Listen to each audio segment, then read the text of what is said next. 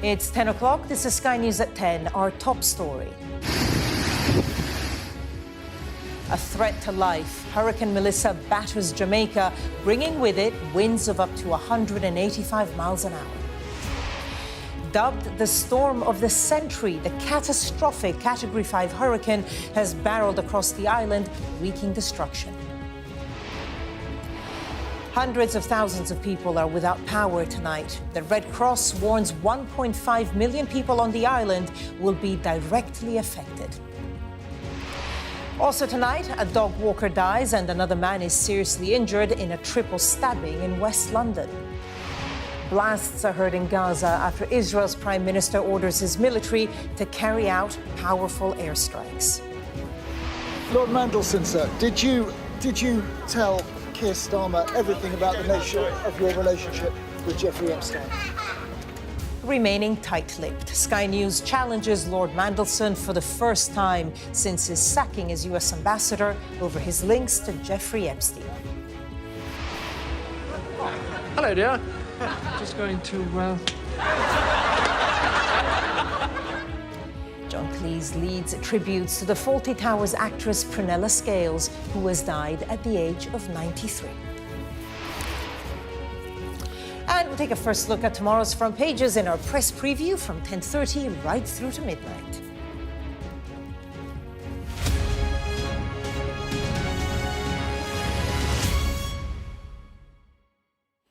Good evening. It took a little longer than expected to make landfall, but when Hurricane Melissa reached Jamaica, the Category 5 storm brought with it winds of up to 185 miles an hour. Melissa's been dubbed the storm of the century, with the World Meteorological Organization warning of a catastrophic situation with a threat to life. Mandatory evacuation orders for low-lying areas were issued, and tonight, hundreds of thousands of people are without power. The Red Cross has warned 1.5 million people in Jamaica could be directly affected. Well, this is how the system is tracking the hurricane right now. Now, it made landfall around 5 hours ago and has now been downgraded to a Category 4 as it heads north for Cuba. The hurricane is even stronger than Katrina, which slammed into New Orleans and killed 1,300 people back in 2005. The hurricane is the strongest to hit the Caribbean island in the 174 years since records began. Reports say many homes have already been inundated and flooded, while a number of hospitals and infrastructures are said to be severely damaged. Teams in Florida are preparing disaster relief packages as they anticipate to send help as soon as possible. This report comes from Sky's Martha Kellner. A generational disaster is taking hold in Jamaica. The island is in the grips of one of the most powerful hurricanes on record. Roads flooded, power out and homes destroyed. Look at it, look at it. Melissa touched down on the south coast. Every house up around us gone. Look at water. And tore through anything in its path, exposing people here to its full, unforgiving ferocity. This is Black River, a seaside town where the hospital is unable to withstand the wind. Its roof peeled off in a matter of minutes. This hurricane is a nightmare scenario, driven by winds as fast as a race car, but moving through as slowly as a mediocre cyclist. The storm will hang over the island for hours. Officials hoping their warnings have been heeded. Jamaica, this is not the time to be brave. I've been saying for 1 week, don't bet against Melissa. It is a bet we can't win. Aid missions are already underway. Miami has a large Jamaican expat population. Volunteers here pack tin sausages, tomatoes and beans to be flown over. Here, people fear that when the skies do finally part in Jamaica, a humanitarian disaster will be revealed. Dana was born and grew up on the island. Most of the houses in Jamaica, they're not built properly for hurricanes, so we're worried about the people in Jamaica. As much as Jamaica can get, please send help. My concern is that no one's going to be able to get in or out. Victoria has a home on Jamaica's southwest coast. This is 2 hours before Melissa even made landfall. Obviously, my biggest concern is everyone's life, because that's how threatening it is. I've never been through a storm where I worried about people's lives. We did the best to prepare in every way and make sure everyone was in a safe place, but we don't have any control over that now. Accelerated by the increasingly warm waters of the Caribbean, Melissa exploded in size and speed. Communities on the coast where many homes are wooden shacks stood no chance. Around 25,000 tourists are trapped too in Jamaica's holiday resorts, Chantel among them. I don't know if you can hear our surroundings a little bit here, but it is pounding. A few windows are broken. A lot of water is coming in, so we're just basically pushing that towels and stuff at the doors like that coming in. And the level of noise is ridiculous. Trees have already bended over and flew away, and some of our roof is currently off. Nature conspired to send this perfect storm barrelling through Jamaica. It will weaken slightly before likely making landfall in Cuba and the Bahamas. The extent of the damage and the loss of life is unknown for now. Martha Kellner, Sky News. And a short while ago, we received this update from NBC News correspondent George Solis, who is in the Jamaican capital, Kingston. So we're not dealing with the brunt of the storm, but we are seeing those tropical force storm winds. Actually, right now, you might be able to see a bit of a strong gust, some rain that is pummeling the area here, and those winds starting to pick up. The story here, much like it is going to be for a lot of the island, is also this rainfall. Before Melissa made landfall, before the storm even approached, Jamaica was dealing with a lot of rain. So all of this compounded is obviously just going to make a bad situation even worse, really adding to those rain totals and really just putting those roads at risk. We're talking about those landslides and the flooding here that is already a problem all on its own. Now, the wind itself here in Kingston, we've seen it take down a number of palm trees. Some of those older structures that really haven't been up to new standards are starting to obviously see some wear and tear. You're seeing some siding rip off of buildings. That's why officials are saying even once this storm passes, don't take any chances. Don't go out until their assessments are made. A lot of people, of course, hunkering down for this storm. Some people in those low-lying communities may have chosen not to evacuate, but all the emergency shelters here were open. A lot of people taking those necessary precautions, and we should note that this storm, even before it touched down, has been fatal. 3 lives were lost while people were preparing for the storm, and about 13 or so were injured. That's according to Jamaican officials here, many hoping that that number, of course, does not increase as Melissa passes through the island. Well, in the past hour, Jamaica's Minister for Energy, Transport and Telecommunications, Darrell Vaz, told me that authorities are hoping they can start working on recovery tomorrow. Kingston is in the eastern end of the island, which is the capital.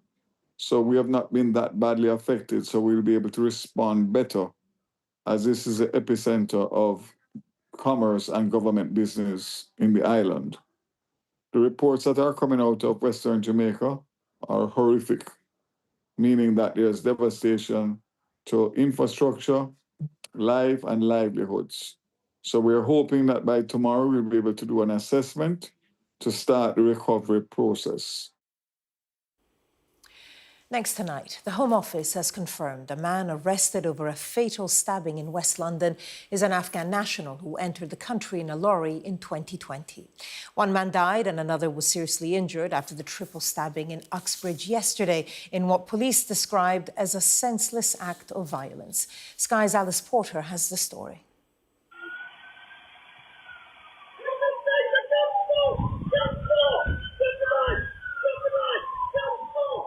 Armed with a bloody knife, the suspect chased by police, tasered, then falling to the floor. It's a madness. Someone's been stabbed over here, someone's been stabbed here. Paramedics were called to West London and tried to save the life of a 49-year-old man who'd been attacked while walking his dog, but died at the scene. A 45-year-old man was taken to hospital with life-changing injuries. A 14-year-old boy was also stabbed, but survived. One neighbour walked past moments after the attack. There was a man on the floor, a police officer on top of him, and I could just hear screaming, see sirens. I walked like about 2 seconds up and there was a man on the floor being resuscitated. And then I just continued walking. I was trying to find out what was going on because it was all just happening so quick. And I just feel very relieved as well because obviously I was still walking in line. You know, I would have been the next person. Residents have told me they're shocked that this triple stabbing could take place on a quiet suburban street. A 22-year-old Afghan national has been arrested on suspicion of murder and attempted murder. It's understood he entered the UK in a lorry in 2020 and was granted asylum and leave to remain 2 years later. But for this community who saw their streets become a crime scene, their thoughts are with the victims' families. Breaks my heart, really breaks my heart. It's really sad. All I can do is pray for them. On Tuesday evening, more than 100 locals gathered in memory of the man who died. These stabbings are not being treated as terrorism, but questions remain as to why they happened in this community. Alice Porter, Sky News. Blasts have been heard in Gaza after Israel's Prime Minister Benjamin Netanyahu ordered his military to carry out powerful airstrikes. Gaza's civil defense says at least 2 people have been killed and 4 others wounded by a strike on a neighborhood south of Gaza City. Our Middle East correspondent Adam Parsons is monitoring developments from Jerusalem. Israel is the most important in terms of the military intervention. It has attacked Gaza. Why? Well, mainly because today Israeli soldiers came under attack in Rafah, a serious incident, and as we have seen before in the ceasefire, when Israeli soldiers are attacked, the Israeli military will respond with considerable ferocity, and they have done that. A second element, though, is this growing suspicion among the Israeli government that Hamas is lying to them, that they say that Hamas knows exactly where all the deceased hostages are, but is just stringing things up, procrastinating. It maintains that it needs help to reach bodies of deceased hostages that are buried under rubble, that it needs heavy-duty equipment and it needs outside assistance. But it also says that it wants to help, and I think that is partly because it believes that only by doing that can it try to play a part in the long-term future of Gaza. Sky News has questioned Lord Mandelson for the first time since he was sacked as US ambassador, following increased scrutiny over his relationship with the paedophile financier Jeffrey Epstein. He has kept a low profile since he left his post, only days before Donald Trump's state visit to the UK last month.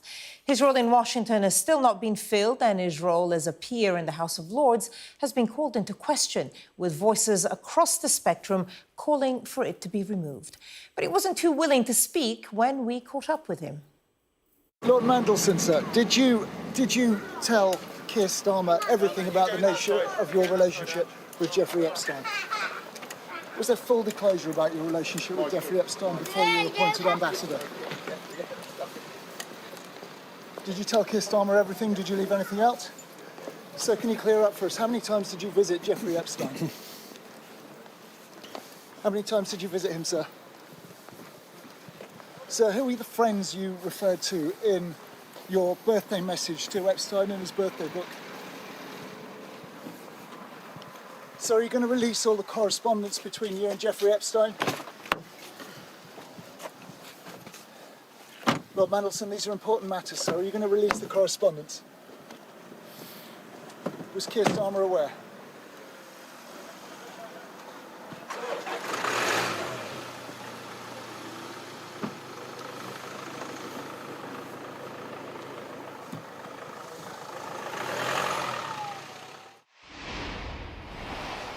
Well, let's speak to our chief political correspondent, John Craig, who's at Westminster. John, he was asked a lot of questions. He didn't answer any of them. That was Rob Catterall, our Sky News colleague, asking the questions there. A silence from Lord Mandelson, not even acknowledgement, not even a good evening. We caught up with him out in Wiltshire as he got off a train, got into his car, and has to drive himself these days, so it appears, rather than have a chauffeur-driven limo. It's only a few weeks since Lord Mandelson, as he still is, although he's on leave of absence from the House of Lords, since he was living the high life, enjoying the opulence of the magnificent Lutyens ambassador's residence in Massachusetts Avenue in Washington, mixing with the hobnobbing, if you like, with the rich and famous, the political elite. He now cuts a sad and lonely figure, you might say, certainly a forlorn and lonely figure, refusing to answer questions because, of course, he's now disgraced because, as it turns out, he didn't tell the Prime Minister everything. The Prime Minister, when he sacked him, said, if I'd known previously what I now know, I would not have appointed him. He sent messages to Jeffrey Epstein while the Epstein was about to be sent to prison for sex offences. We now know, Sky News has reported, that the security services flagged warnings to Downing Street about Lord Mandelson and those links. A man who, of course, had to resign from the cabinet twice. First time over a mortgage. He didn't tell his building society about a loan from the MP Geoffrey Robinson. The second time over passport applications. Then he went off to Brussels, having said, I'm a fighter, not a quitter. Came back, got this glittering post a few months back, and was widely credited with having been a success in the short time that he did the job. He was no doubt responsible for that wonderful stunt when Sir Keir Starmer pulled a letter from King Charles out of his pocket in front of President Trump in the Oval Office. There's no way back for him now. Keir Starmer has made that clear. Now, as for answering questions, it may well be that at some point he has to face some sort of parliamentary inquiry where he's asked questions about his relationship with Epstein. That hasn't happened yet, but there are also moves to strip him of his peerage. He's on leave of absence now. He is a disgraced figure now, and the high life is behind him. And he faces a future, well, none of the glittering parties and the oligarchs' yachts and all those things that he used to enjoy. So whilst he said nothing, it was quite revealing. The body language and the silence spoke volumes. John Craig with the latest from Westminster. John, thank you. John Cleese has led tributes to his Fawlty Towers co-star Prunella Scales, who has died at the age of 93. She died peacefully at home in London yesterday, and according to her family, she'd been watching Fawlty Towers the day before she died. Here's our entertainment and arts reporter, Bethany Manel. Hello? Audrey, any news? A 7-decade career across stage and screen, but one role above others etched into British culture. Prunella Scales' portrayal of Basil Fawlty's sharp-tongued wife Sybil, a masterclass in comedy acting. I know you have. I know. 50 years after it first hit our screens, still one of the nation's most legendary sitcoms, her comedy partnership with John Cleese being a big part of that success. Somebody going to go and let them in? Yeah. I'll go then, shall I? Yes, I agree. Right, I'll go then. Basil?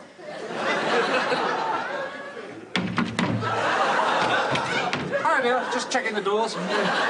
Cleese paid tribute, calling her a really wonderful comic actress whose scene after scene was absolutely perfect.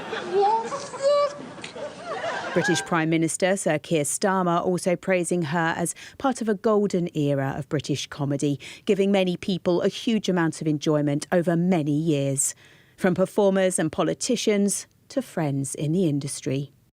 She was funny, independent, intelligent, interesting, interested, intrepid, a very, as I say, considerable actress. She was a mistress of her craft.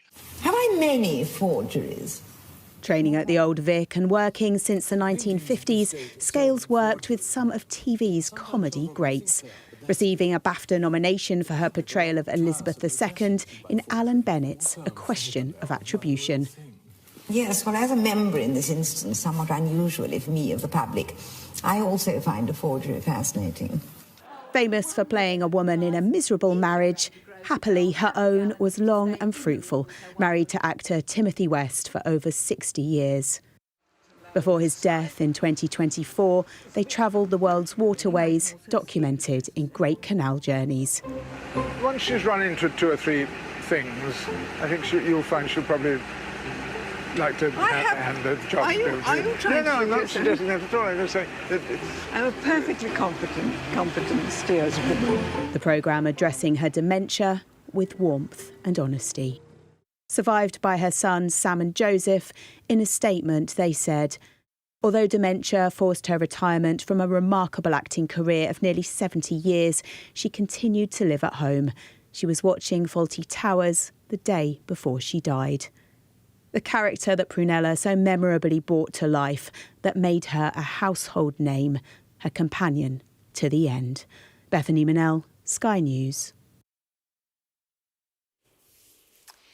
A union chief has revealed 5 other prisoners have been released by mistake from jails over the last 7 days, as well as the sex offender Hadush Kebatu, who sparked a large manhunt over the weekend. Mark Fairhurst of the Prison Officers Association said mistaken releases have been a regular occurrence for the last year. The government is pushing ahead with plans to house asylum seekers in military barracks rather than hotels. The Home Office confirmed that 2 barracks, one in Inverness and one in East Sussex, would be used to temporarily house around 900 men. Labour, the Conservatives, the Green Party and the Liberal Democrats are all within just 2% of each other. That's according to the latest poll of voting intentions. But they're all well behind Reform UK. The poll by YouGov puts Nigel Farage's party top with 27%. Labour has hit its lowest voting intention score ever recorded by YouGov, with just 17%, the same figure as the Conservatives. In Brazil, at least 60 suspected drug gang members died in a series of shootouts after thousands of police officers and soldiers launched a massive raid in Rio de Janeiro. The operation, involving helicopters and armoured vehicles, led to the arrests of 81 suspects. It was the biggest drugs raid in the city's history. Let's go to the war in Ukraine now. Sky News has been given unprecedented access to the front line with Ukrainian troops. The team spent time with a rapid reaction unit known as the Freedom Force and witnessed the high-stakes operation to save an injured soldier. The unit operates out of a crucial area in the Donbass, the region Vladimir Putin wants, but President Zelensky will not give up. From near the town of Dobropilia, here's John Sparks' exclusive report. In Ukraine, the battlefield has changed. And so have the tools of war.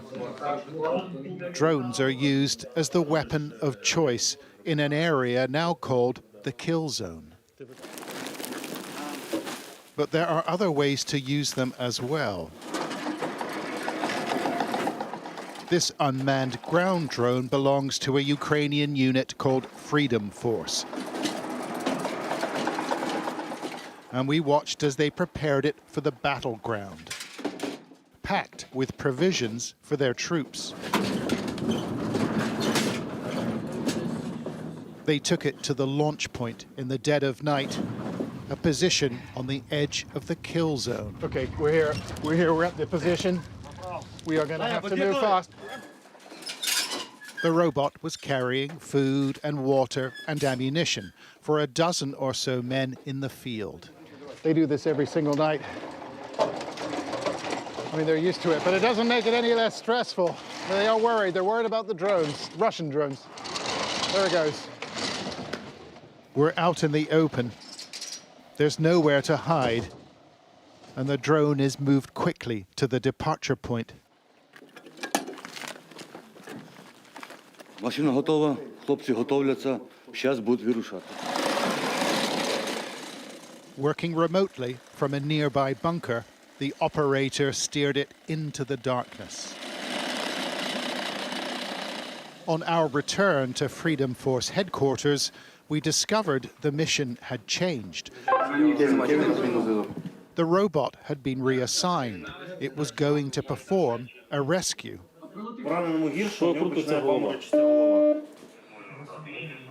The Ukrainians had conducted an ambush, and one of their number had been shot in the chest. The injured soldier, called Rajek, was losing consciousness. But the Ukrainians can't drive an ambulance or armoured truck into the kill zone. The Russians will blow it up. So they're innovating. They're trying to adapt.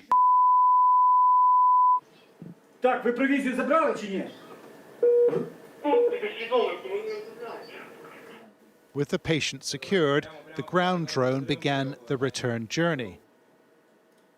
But a cover used for camouflage got tangled in the tracks. And we see Rajek, the injured soldier, splayed across the road.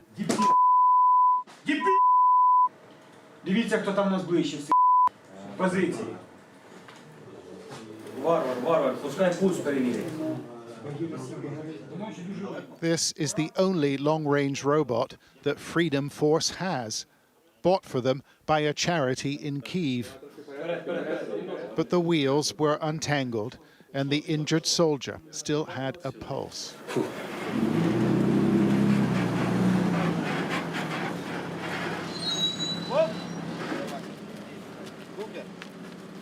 It took 8 hours to get Rajek to the nearest medical post, a delay that could prove critical. He had a big wound on the side of his chest, and he didn't look like he was in good shape at all. Emergency care is never easy on the battlefield, but this transparent kill zone makes the situation worse. Is he all right? Is he alive? Пульс був, дихання було. Зараз там бореться. Я нічого не можу сказати. Дуже тяжкий, дуже. Конкретно тяжкий.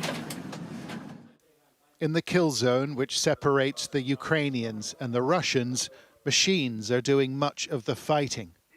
Drones are the problem, but they're also the solution, something the Ukrainians desperately need. John Sparks, Sky News. After 18 months of forced starvation and shelling in Sudan, the regional capital and symbolic battleground of al-Fashir has effectively fallen to the paramilitary Rapid Support Forces. Sky News has learned Sudanese army soldiers laid down their arms in return for safe passage out of the city, leaving around 200,000 people behind. Well, this is how Sudan looks now. The Sudanese army in green, holding most of Khartoum and territory stretching towards the Red Sea in the east. Yellow towards the west is RSF territory, with other parts run by splinter groups. The city of al-Fashir in the Darfur region has become an epicenter of suffering, malnutrition and disease. Around 260,000 civilians, including 130,000 children, remain trapped in the area's main camp for internally displaced people. Our Africa correspondent, Yusra al-Bakir, has this report. Hundreds are pouring in from al-Fashir, the symbolic Sudanese city captured by the Rapid Support Forces, arriving at this safe zone, injured and terrified. So mainly our trauma cases. We see a lot of gunshots infected, unstable fracture, wounds infected as well. So those are the injuries and tortured. And on the other hand, we see a lot of malnutrition. For example, all of the kids are malnourished, and even most of the adults one as well. So malnutrition and trauma cases mainly. How many people have come into Tawila over the last 2 days of RSF capture? So the last 2 days we received between 800 and 1,000 people arriving, but it's quite complicated to have a proper number as some come in by truck. As the civilians poured into Tawila, so did some army soldiers, who surrendered their arms and took safe passage out of al-Fashir, leaving close to 200,000 people behind, to face ethnic violence and summary executions at the hands of the RSF. With burnt roads leading out of the city and so much bloodshed that red-stained streets can be seen from space, after 24 hours of silence, Army Chief Abdel Fattah al-Burhan finally addressed the nation. طبعا الجميع يتابع ما حدث في الفاشر. Everyone is following what happened in El Fasher. The leadership there, including the Security Committee, estimated that they should leave the city due to the systematic destruction and killing of civilians it was subjected to. Insiders told Sky News that the army struck a deal to facilitate safe passage for their soldiers, leaving civilians in North Darfur's capital to their fate. This wouldn't be the first time that the army withdraws from key cities in Darfur at critical moments. In the past, we've investigated the army cutting deals with the RSF just as these cities are about to fall. One of the first towns in North Darfur to fall to the RSF in this war faced similar brutal ethnic violence in the wake of military collapse, with the army abruptly withdrawing from Kutum's garrison. All of the army's intelligence withdrew before the attack. Soldiers were meant to be part of the defense. In North Darfur, we met a commander fighting for Al Fasher just weeks before it fell. Al Fasher is the ultimate symbol for us, he says. We tell our soldiers to fight until their last breath. Now, as the RSF celebrates their capture of the entire Darfur region, it's slowly emerging who stayed until their last breath and who left the city behind. Yusra Al-Baghir, Sky News. Well, that was Sky News at 10. Coming up, we're going to take a first look at tomorrow's papers in the press preview. And tonight, I'm joined by the broadcaster and commentator Ali Miraj and the journalist and broadcaster Sonia Soler. Great to have you both. And among the stories, we'll be discussing this on the front of the Metro. The headline, Hurricane Melissa is pure fury. We'll be right back.